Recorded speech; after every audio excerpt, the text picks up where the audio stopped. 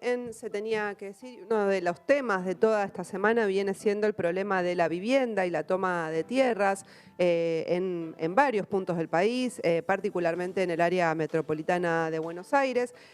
Antes de la pandemia, en Argentina ya había más de 6 millones de personas con serios problemas habitacionales, mientras que la especulación inmobiliaria mantiene desocupadas aproximadamente 2,5 millones de viviendas.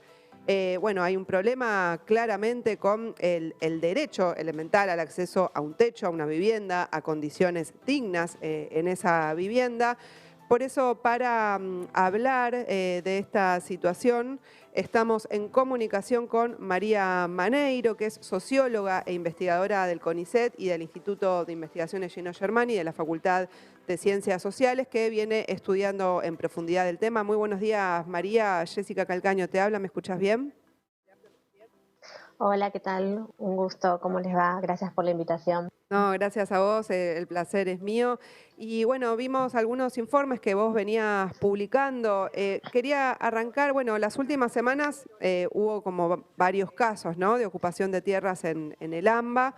Y vos que venís investigando sobre el tema, quería consultarte si la pandemia creó situaciones nuevas para los sectores populares que tienen dificultades para acceder a una vivienda digna. Bueno, a ver, cuando nosotros trabajamos temas sociales, siempre es importante que trabajemos con diferentes temporalidades, ¿no?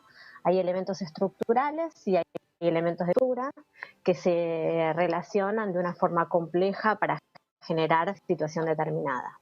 Entonces, hay un habitacional de larga data en nuestra metropolitana, que no surge, por supuesto, con la pandemia, ni surge en estos últimos años, sino que realmente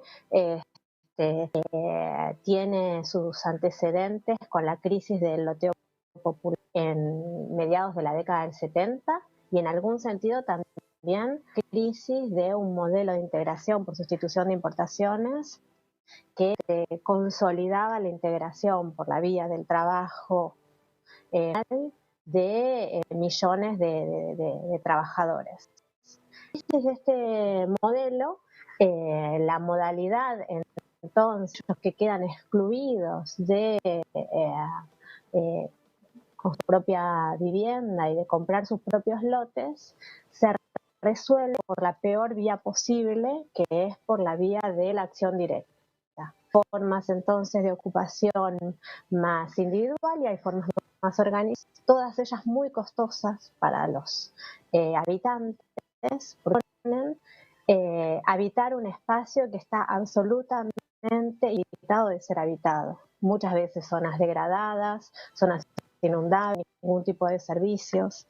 La mayor parte de las tomas de tierra de producción han tenido historias tremendas de terribles, muchas de ellas con muertes, por ejemplo, digamos, en las primeras nosotros estudiamos que todavía fueron durante la dictadura en 1980 en las tomas de San Francisco Solano, muy estudiadas por la bibliografía, supusieron la muerte de decenas de niños en ese verano. El cerco policial no posibilitaba ni siquiera el ingreso de agua. Entonces, la mirada de este problema tiene que tener ese largo plazo que es que las políticas habitacionales tomaron en consideración una forma de acceso a un hábitat digno para los trabajadores y para las clases populares en nuestra región metropolitana. Esto entonces también se liga, por supuesto, con situaciones de dificultades en los últimos tiempos. Una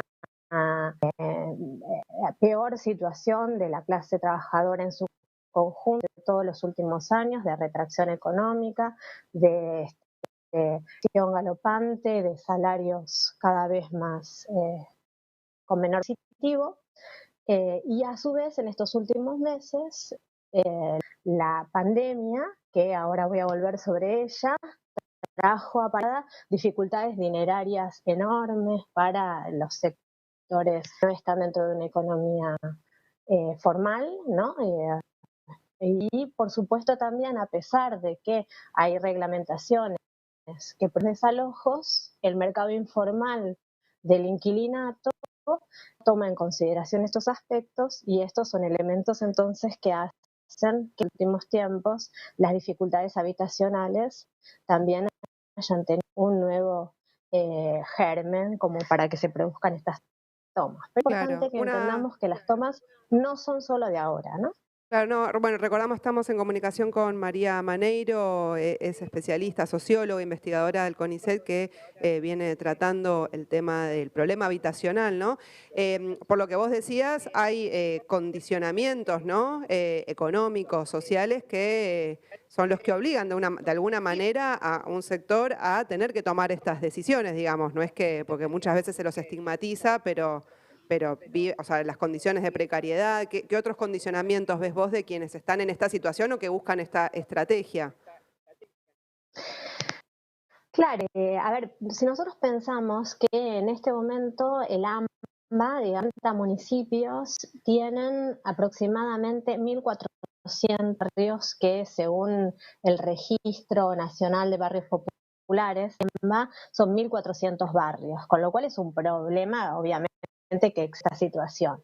Ahora, ¿cómo son esos barrios populares? Son barrios que en general en las cercanías de los arroyos, en zonas degradadas, contaminadas, con innumerables problemas, poder ser habitadas, inundables. De hecho, nuestros estudios, hace poco nosotros hablamos con ustedes cuando fue la del barrio azul, porque son realmente además las zonas con mayores dificultades de todo tipo y que ahora nuestros estudios muestran que claramente son centros en los cuales se ha propagado muchísimo más la pandemia que estamos viviendo, con lo cual la desigualdad habitacional es una de las expresiones que tiene esta crisis sanitaria. Claro. Entonces, es importante que pensemos todos estos elementos para no analizar sin cautela lo que está sucediendo. Es cierto que también hay en muchos casos personas que lotean y es cierto también que hubo casos de enfrentamientos violentos. Ahora, ¿qué es eso exactamente? ¿Ese es el problema central que está en juego? No, esos son elementos circunstanciales, secundarios, que aparecen en todo eso de confrontación y que muchas veces inclusive están, vienen de la mano de intereses económicos, políticos y sociales que están buscando utilizar estas tierras para otros objetivos. Por ejemplo, si nosotros el caso de Guernica. El caso de Guernica son tierras que en este momento no tienen ningún dueño que presentar con claridad papeles que acrediten la edad. Sin embargo, uno de los inversores importantes de los que quedan en sus alrededores se presenta y solicita el ojo de las familias que están construyendo tierras para vivir en ese lugar, haciéndose pasar por un genuino propietario sin poder presentar ninguna invitación de esa titularidad. Son también muchas veces grupos con poder, etcétera, etcétera, que fomentan entre pobladores, personas que viven cerca de esos lugares, para mediante aspectos que estigmatizan, que ponen elementos negativos a los habitantes de estas y generan caos, divisiones y relaciones conflictivas, los que tienen a veces algunos intereses en que estas tierras para no lleguen a buen puerto y no produzcan procesos de urbanización que los trabajadores y las trabajadoras de estos barrios espacio digno para vivir. Claro, y María, ¿sabes qué? Bueno, leí un informe que elaboraste en el portal Notas junto a Santiago Nardín, donde hacen una historización de cómo fueron cambiando las estrategias del acceso habitacional y hacen un corte en la década de 1990. Te quería preguntar qué es lo que cambió para ustedes a partir de esa década. Bueno, nosotros, la periodización podría ser un poco más larga, digamos, hasta la década del 60, las tomas de tierras eran fundamentalmente, tenían elementos más individuales y que construían espacios habitacionales que no eran proyectados como barrios. Entre los fines a principios de los 80 surge lo que nosotros conocemos como asentamientos, que son modalidades de organización y acción directa, que luego que se asientan en un lugar, comienzan todo un proceso de planificación de tierras para construir una forma habitacional que a posteriori se asemeje en su morfología geolocalizada a los barrios populares con un trazado urbano tal como conocemos. Lo que nosotros podemos ver es que después de la crisis de los 90, con la transformación, modalidades de gestión y trabajo en los barrios, ha habido mayores dificultades para poder construir proyectos a mediano plazo que se tornen en viables de estas poblaciones. Sí es verdad de que después de la crisis del 2000 se produjeron tentativas de los urbanos con políticas públicas, sin embargo, ellos fueron realmente muy limitados en torno a las necesidades habitacionales que tiene la población. Sabemos que la zona, digamos, del segundo cordón, que es el único en términos de construir espacios habitacionales para los trabajadores, está teniendo enormes dificultades para dar espacio a estas poblaciones en donde vivir.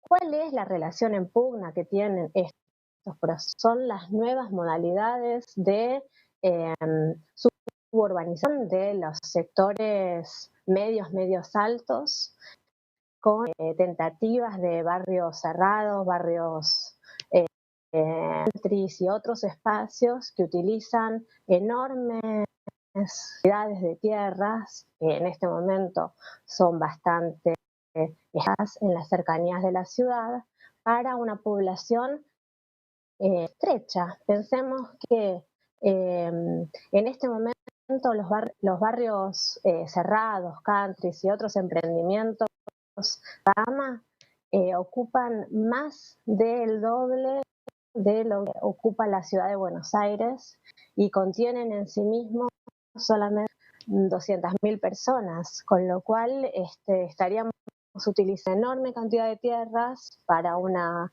muy escasa población, mientras una de cada 3 personas que viven en la metropolitana tienen problemas habitacionales. Claro, bueno, muy claro, María. Te agradecemos muchísimo la comunicación para echar un poco de luz también sobre este tema del que hay mucha estigmatización, pero no se abordan los condicionamientos sociales, económicos de este sector. Bueno, muchísimas gracias y bueno, esperamos poder contar también con vos en otras oportunidades. Muchas gracias. Una cita, hay una ley de hábitat que las organizaciones sociales y territoriales estuvieron trabajando y que fue aprobada en 2013 con mucha participación social y que es un arma jurídica del cual nos tomar para intentar que se construyan políticas públicas participativas de gestión progresiva del hábitat. Bueno, muchísimas gracias, María. Gracias a ustedes. Te mandamos un y hasta abrazo. pronto. Era María Maneiro, socióloga investigadora del CONICET, que viene elaborando varios informes sobre el problema habitacional que explica de alguna manera la toma de tierras. 11:35, quédense que ya volvemos con más Se Tenía que Decir. Los dueños de todo.